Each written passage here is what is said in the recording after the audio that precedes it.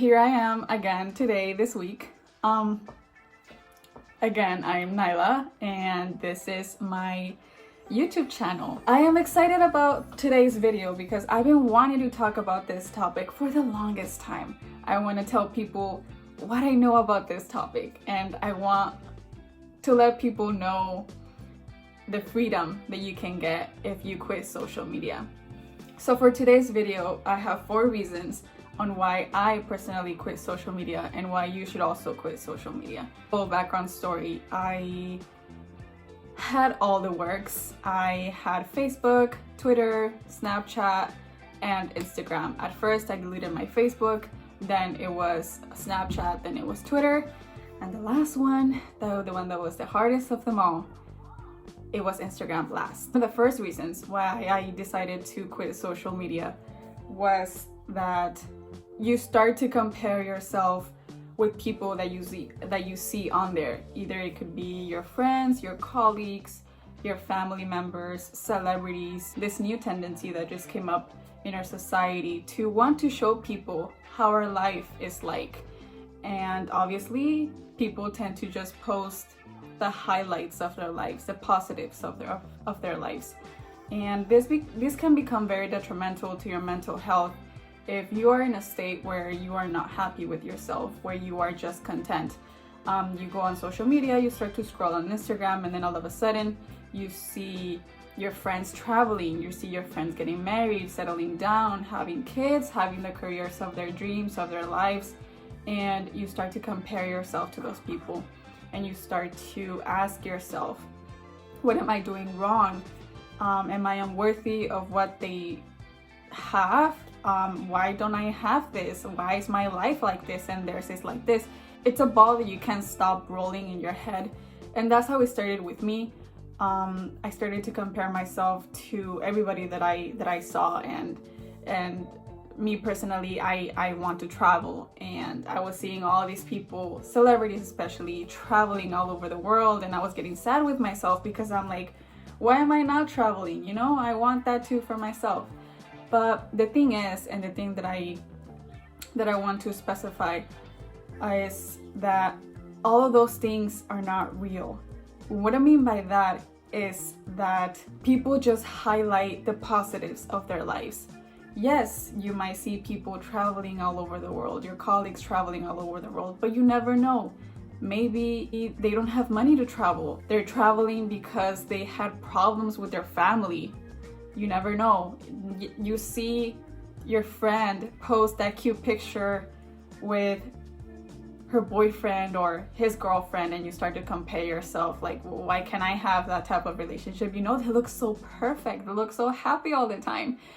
Maybe he's abusing her, maybe she's abusing him, maybe they don't get along that well, maybe they just fake it on the gram, and in real life they're the complete opposite.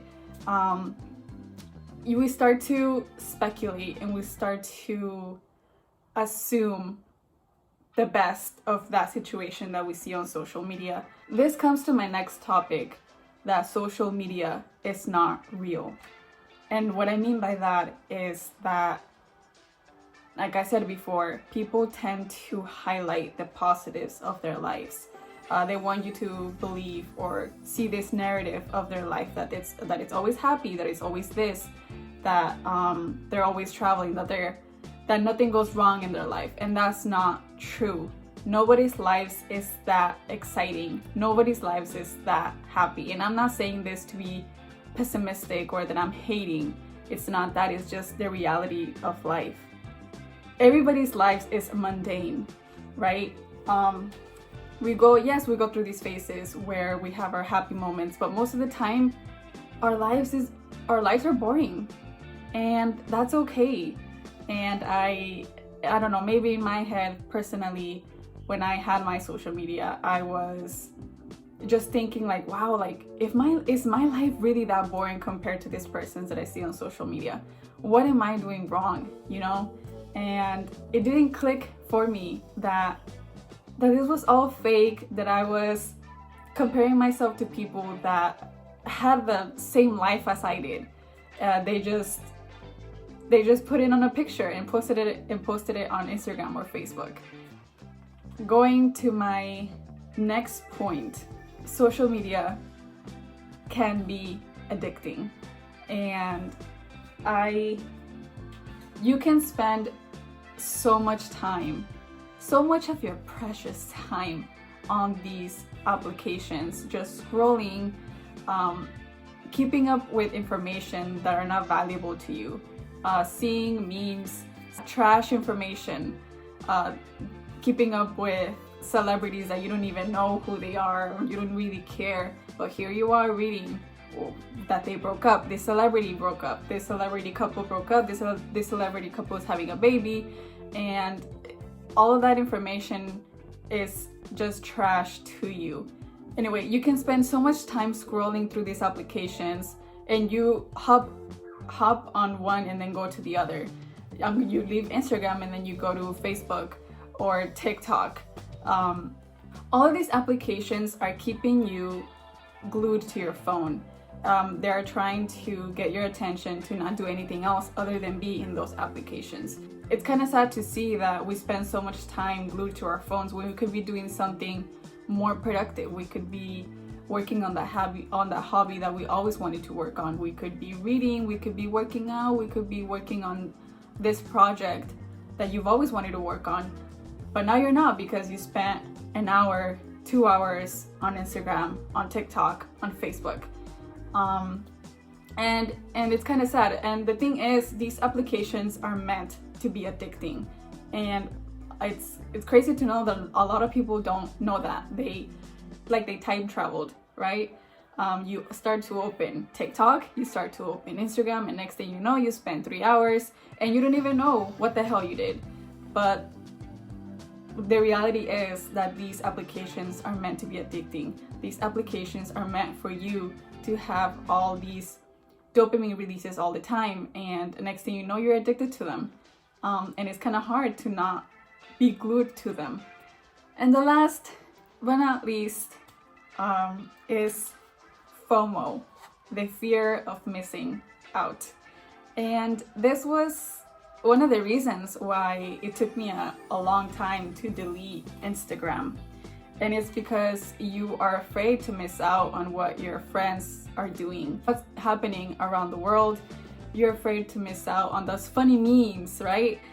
The memes. And like I said before, this fear of missing out is false. It's not there. You're not really going to miss out on anything. And if you really think about it, what are you really going to miss out on? Those memes that you're always watching? So I had to sit myself down and realize, you know what? I have friends that I talk to. I have friends that I keep up with. They have my number. They know where I'm at. They know where I live. And I'm not really going to miss out on anything. If I want to catch up with them, I'll go talk to them. I'll hang out with them. I'll text them. I'll FaceTime them. I don't have to be glued to my Instagram or anything else to find out what my real friends are doing. Those memes that you are afraid to miss out on if you don't have Instagram or TikTok are worthless. They're useless. Like I said before, it's useless information to keep your mind busy, to not let you think of anything else. Those celebrity gossips that you want to know about, who cares? It's gossip. Believe me, your day will be completely fine if you do not know what's going on with Justin Bieber or Kim Kardashian or anything like that. It's just useless information. It's just trash, you know? And the fear of missing out also comes along with fear of missing out on what old high school friends are doing with your life, or old classmates or old colleagues. In reality, me personally, I really don't care.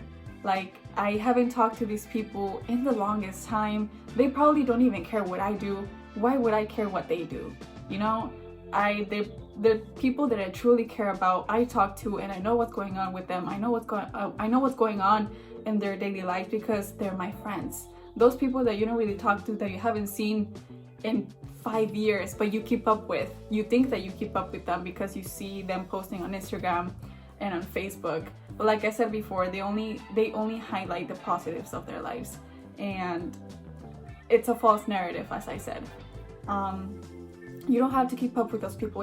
You don't have to pretend to care that you actually want to know about these people's lives. At the end of the day, care about yourself, care about what your friends are doing, what your family is doing. Go visit your friends, go visit your family if you actually want to know what they're doing, instead of being glued to your phone, seeing what they're doing all of the time. Waste of your precious time that you don't really have, that you could be doing something very much productive with. And if you want to experience what it's like to not have social media, I recommend you to at least shut everything down for at least a month. And if you like what you see, if you like the fact, if you like to experience this sense of freedom, then I would recommend you to do it. That was my video for today. Thank you for watching. Like I said before, I've been wanting to talk about this topic for so long, just to let people know out there how detrimental having these applications can be. So yeah.